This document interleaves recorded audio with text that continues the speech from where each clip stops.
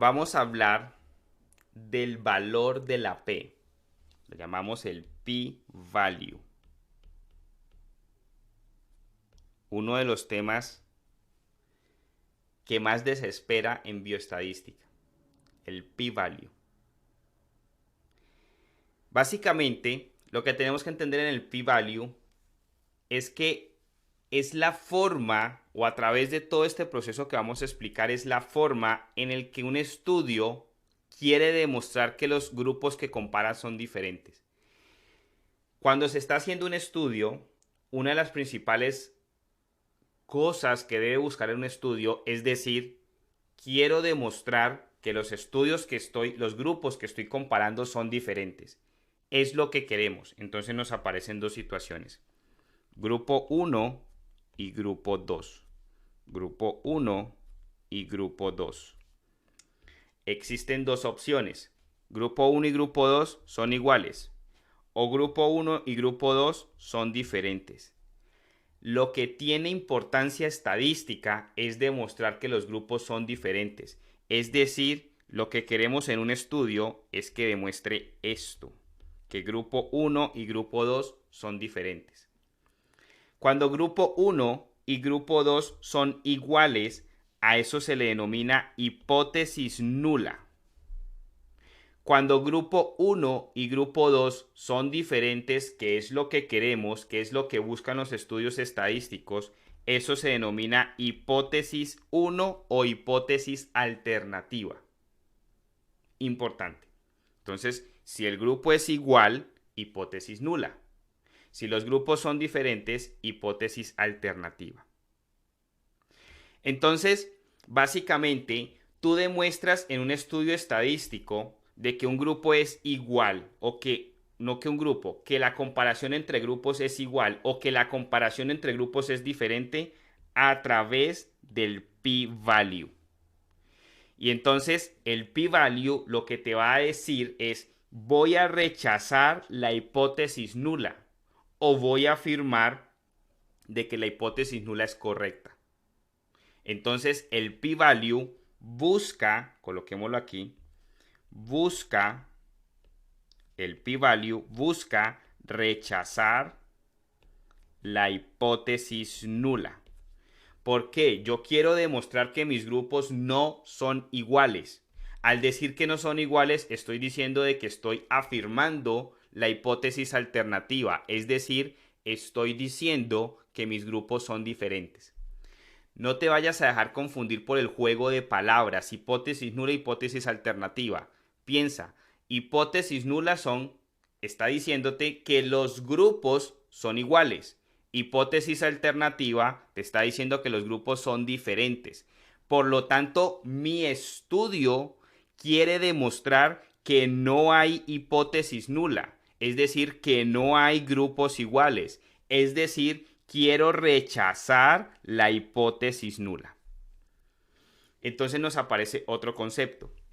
¿Cómo se rechaza la hipótesis nula? Entonces resulta que el p-value es un valor. P-value es un valor. Cuando ese p-value, entonces nos aparecen dos posibles valores. Cuando ese p-value está mayor a 0.05, estoy diciendo que grupo 1 es igual a grupo 2. Cuando el p-value es menor de 0.05, estoy diciendo que grupo 1 es diferente al grupo 2. Por lo tanto, si lo que quiero demostrar es que los grupos son diferentes, el p-value que tengo que demostrar es menor de 0.05. Entonces aparece otro factor adicional a la significancia estadística. Cuando hablo de significancia estadística, estoy diciendo que mi estudio estadísticamente sí tiene valor. Entonces, el p-value que tiene que tener un estudio para demostrar significancia estadística tiene que ser menor de 0.05. Pregunta de examen. Y la pregunta de examen te va a venir en la interpretación del estudio. Te van a colocar un estudio en donde te dicen bla, bla, bla, bla, bla, bla, bla, bla, bla, y después te dicen el p-value de este estudio es 0.06, 0.07, 0.04, 0.03. Ya sabes, para que ese estudio tenga significancia estadística, tiene que tener un p-value por debajo de 0.05. Entonces, cuando el p-value está por debajo de 0.05, está rechazando la hipótesis nula. Es decir, te está diciendo esos grupos no son iguales. Por lo tanto, te está diciendo los grupos son diferentes. Y recuerda, decir que los grupos son diferentes es lo que queremos. Entonces aparece el término de rechazo de la hipótesis nula. ¿Cómo se rechaza la hipótesis nula? A través del p-value. Cuando el p-value está por debajo de 0.05, está rechazando la hipótesis nula. Entonces, entre más bajo sea el valor del p-value, mejor es el estudio, más significancia estadística tiene el estudio, más estás rechazando la hipótesis nula. Entonces, hagamos el comparativo. Cuando el p-value está por debajo de 0.05 o cuando el p-value está por encima de 0.05. Entonces, cuando el p-value está por debajo de 0.05, está rechaza la hipótesis nula. Es decir, te está diciendo, ese estudio no tiene grupos iguales, por lo tanto, los grupos son diferentes. Entonces, demuestra diferencia entre los grupos. Y eso está llevando a que el estudio tenga una alta significancia estadística. Entonces, todo estudio estadístico busca un p-value por debajo de 0.05. Ahora, si por alguna razón el estudio salió con un p-value por encima de 0.05, no rechazó la hipótesis nula. Es decir, no puedo demostrar que los grupos son diferentes. Entonces muestra que los grupos son iguales. Y eso genera una baja significancia estadística. De ahora en adelante, cuando vayas a hacer las preguntas del QBank, cuando vayas a hacer las preguntas del NBME, cuando vayas a tu examen real, busca que el p-value esté por debajo de 0.05. Si está por encima de 0.05, puedes decir, el estudio no tiene significancia estadística. Entonces nos aparecen, ¿cuál es el estudio perfecto? Estudio perfecto. Entonces, el estudio perfecto es aquel estudio, ya lo hemos aprendido, que tiene un p-value bajo, un p-value por debajo de 0.05. Pero entonces, basado en lo que nos hemos aprendido a través de las lecciones anteriores, ¿cuál sería el estudio perfecto? Entonces, primero, que esté con aleatorización, sea aleatorio. Segundo, que tenga un control, es decir, voy a comparar pacientes que toman placebo con pacientes que no toman el placebo. Voy a comparar pacientes hipertensos con el enalapril versus pacientes con el tratamiento nuevo que voy a comparar. Entonces tiene que haber un control. Tercero, tiene que estar doblemente cegado el estudio. Es decir, tanto científico como paciente no deben de saber que están bajo estudio. Entonces aparece el double blind. Cuarto, el p-value debe de estar por debajo de 0.05. Y vamos a ver ahora más adelante que tiene que tener un quinto punto. Y coloquémoslo aquí en amarillo. Un alto poder. Y el alto poder se genera entre más alta sea la muestra, es decir, entre más grande sea el grupo que estás estudiando, más poder adquiere la parte estadística de este estudio. Entonces, si un estudio es aleatorio, tiene control, está doblemente cegado, tiene un p-value por debajo de 0.05 y tiene un alto poder, puedes decir que ese estudio tiene una muy alta significancia estadística. Entonces, casi todos los fármacos que tenemos en el mercado han pasado por las 4 fases de estudio y han tenido aleatorización, un buen control, doble cegamiento, un p-value por debajo de 0.05, una muestra muy alta y un poder muy bueno. Ahora, sucede que el estudio lo estamos haciendo seres humanos y los seres humanos podemos sesgarnos, entonces pueden existir los bias y aparte de eso podemos cometer errores.